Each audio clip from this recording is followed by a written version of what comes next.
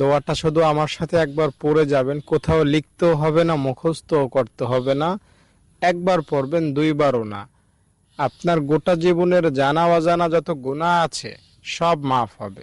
ছোট গুনার কথা বলছি না, বড় বড় গুনাহ, যেমন মিথ্যা বলেছেন, হিংসা করেছেন, নামাজ পড়েন নাই, রোজা রাখেন নাই, সুদ খাইছেন, এই রকমের মারাত্মক ভয়ঙ্কর লেভেলের গুনাহের কথা আমি আপনাকে জানাচ্ছি। ইনশাআল্লাহ এই দোয়াটা এতই অ্যাকশনে ভরপুর, যেই পড়বে সাথে সাথে অ্যাকশন। এই দোয়াটা যদি আজকে ফেরাউনও পাঠ করত, ফেরাউনের গুনাহ আল্লাহ মাফ করে দিতেন। তাই আপনি তো ফেরাউন না, ফেরাউনের মতো তো গুনাহ আপনার নাই। আপনাকে আল্লাহ তাআলা নিশ্চিতভাবে ক্ষমা করবেন। দোয়াটা পড়লেন মানে নিষ্পাপ হয়ে গেলেন, বাবু একদম মায়ের পেট থেকে বের হয়েছেন ওই রকম হয়ে যাবেন। হাদিস শরীফে এসেছে, নবীজি বলেছেন 5 বার যদি কেউ